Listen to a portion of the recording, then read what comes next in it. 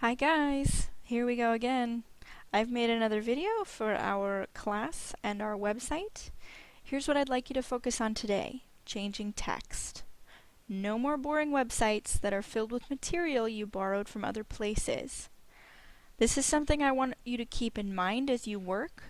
What I'm seeing in a lot of your websites so far is that you've taken things from other websites, put it together, and boom, you think that you're done. You are not. Your final project absolutely must reflect work that you've done, opinions and pictures and pieces of writing that are specific to you. This website, when we're finished with it, has to be something that absolutely could not have come together and happened if you weren't the person creating it. Anybody can go online and take information and material from there, throw it together, and call it a website. And while that's pretty great, we can do better, and we're going to do better. So, one of the ways that we can do that is by personalizing the text on our website and making sure that everything looks the way that it should. So I'm going to tell you right now, your final product, and we have a long time to work on this, but your final product needs to be at least 4 pages. It has to have a really clear purpose. Everything on your website has to be part of a common theme. Your theme is your topic, so you already know what it is that you're working for. Remember that everything on your website must fit the audience you would like to have for your site. So if it's adults, if it's kids, if it's animal lovers, if it's game players, if it's computer nerds, it doesn't matter who it is, but you have to choose material that's appropriate for that age group. If you're writing a website for kids, you don't want to have fancy language and words and pictures that aren't appropriate for them.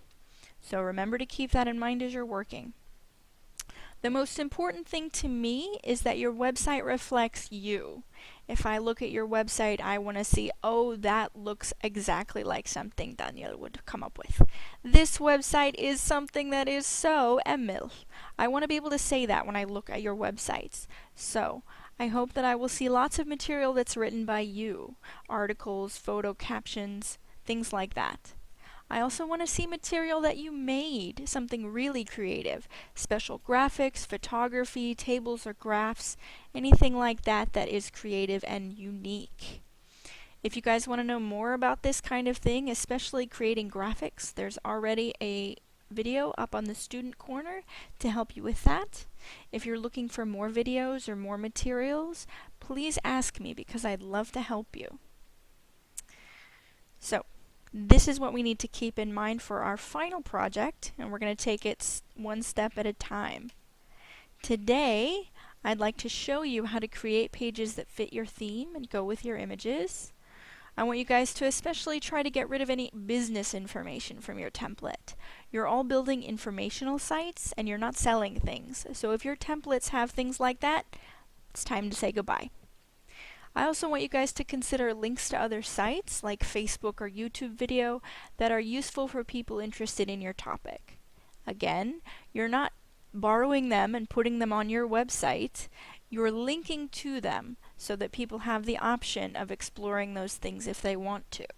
But those are not going to be the centerpiece of a website that you create. Okay guys, here we go. This is my example website. Bethsaga, I hope you remember. It's all about Icelandic sagas and poems. And the audience, I already told you when I gave you my example PowerPoint, my audience is going to be students, teachers, and people who are interested in learning more about this.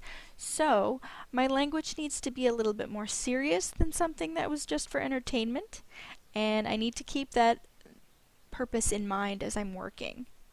One thing that we talked about when I showed you my PowerPoint presentation is that my language on the front page isn't perfect. I have a category called books and stuff. Now, if I had a professor or a teacher who was looking at my website and they saw books and stuff, maybe they would think this website wasn't good and would turn away. And I want to make sure they don't do that. So I'm going to click back to editor. I'm going to go ahead and go to my pages. Scroll down to books and stuff. When you click the wheel, you can change the page name, and I'm going to change it to Sagas and Poems. That's a little bit more serious. Sagas in Iceland's History is my title. Now I'm going to show you guys when you're working with text, it's very easy with Wix. Everything that you need is in this bar that comes up. For example, let's say I wanted to change my title and I wanted to make it bold, or italics, or underline. Let's say that I don't like the fact that it's resting against the left edge and I want to center it. You click here, center, and there it is. I can even change the color if I don't like brown. Let's say I wanted to make it white so it would jump out a little bit more to the viewer. All those things are possible. Another thing you can do, my goodness, another thing that you can do if you'd like to is change the template settings here. Instead of making it a page title, I can make it a regular title, or I can make it a heading L. L stands for large, M is for medium, S is for small. And this is really eye-catching, but again, I don't like the brown, so I'm going to go to the color picker and choose white. And these are all simple ways that you can create text that is pleasing to your eye.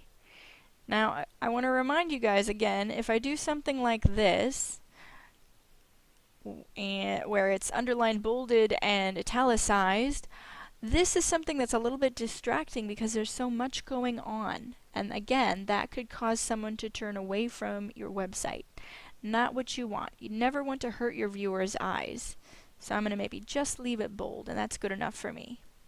Quick reminder, if you want to ever have a text that links to something, go ahead and click link, the chain icon at the bottom, and click web address or page, whatever. Page is actually for your website. If you want to help people get around your website, you can link to other pages, and that way people will be able to find things easier. Something to keep in mind. Another thing that I mentioned to you guys was including links to different websites. For example, if we click down here, most of your templates come with Facebook, Twitter, or Google Plus icons at the bottom. If you say Settings, after you click on them, Organize Icons, and we're going to go here. If you want, you can set a web page for a Facebook page that is connected to your topic. For example, one thing that we could do, I'm going to go to my Facebook page. Right here is the Háskóli Íslands, the university page for students who are studying medieval Icelandic studies. And so this might be something that I want to go ahead and include on my website. I'm going to say Control-C, and I'm going to go ahead and insert the web address, Control-V to paste, say OK, and now, if I preview it, people who are looking at my on my website can click on this Facebook icon and be taken to this page. And this maybe can help them find people who are also interested in Icelandic studies. Another thing I want to point out as far as templates go, whoops, preview, some of the pages, for example, if we click on history, you can see I changed the name, but the page itself is still a restaurant template. So it has a menu and a glass of wine. That's not what we want. So I want you guys to start editing this. Click back to editor, and you can start changing these elements. But another thing that you can do, if you find, like this page, that every single thing on it just isn't right for your topic, you can go ahead and delete it and recreate it. If you go to Pages, I'm going to take History, and I'm going to say Delete. Yes, I'm sure I want to delete, and History goes bye-bye. Then I want to create another page. I'm going to say Add Page, and now I'm going to choose a template that fits what I want better. There are all kinds of templates. I encourage you guys to look at them so you know what's possible and what's available on Wix. I'm going to choose something simple.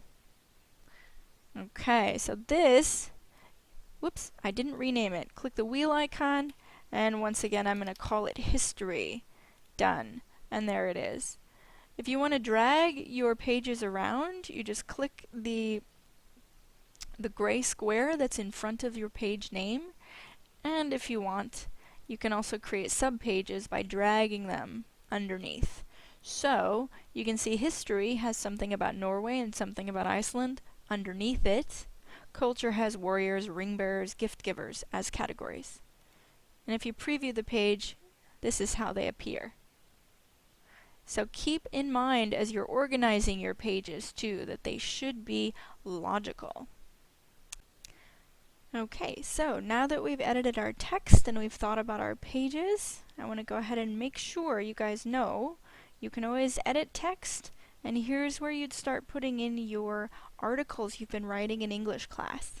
Again, it doesn't matter to me if they're in Icelandic or in English, but of course if they are in Icelandic, then I want your title and photo captions to also be in Icelandic. Okay. You can just type it here using the keyboard if you have it written down in English class, or if you have it as a Word document, you can highlight it, Control-C to copy, and then Control-V to paste it into your website. And the great thing about it is that the website is always going to convert it to the template style that you've chosen. So I'm going to give it a snappy new title. I don't think that's big enough, so I'm going to make it, I'm going to make it large. Ooh, hey, that's not large enough. I'm going to go ahead and make it really large. And I'm going to make it white, because I like white better. The History of Iceland, there it is. And of course the next thing I'd want to do is make or choose a graphic which fits this article. That would be really fantastic. Okay. So, now you're fully ready to start changing the text, make it look less like a template, and add in those articles that you've been working on so hard in English class. Great job, guys. Okay, today we have covered everything that you need to know about changing texts and adding in your English class articles that you've been working so hard on. I want you guys to also keep in mind our end goal. We want to have at least 4 pages, and you've seen that I do. My Saga website has history, it has sagas and poems, it has information on Iceland, it has all kinds of things. It has a really clear purpose. Everything on it is something to do with the history of Iceland or the literature of Iceland. And everything on my website fits the audience that I've chosen because the language, the pictures, the information is all for students and teachers of this material. Materials should be written by me. So far, I haven't put any material that I've written except for the article on the history of Iceland. But as I keep working, I'm going to be doing that more and more.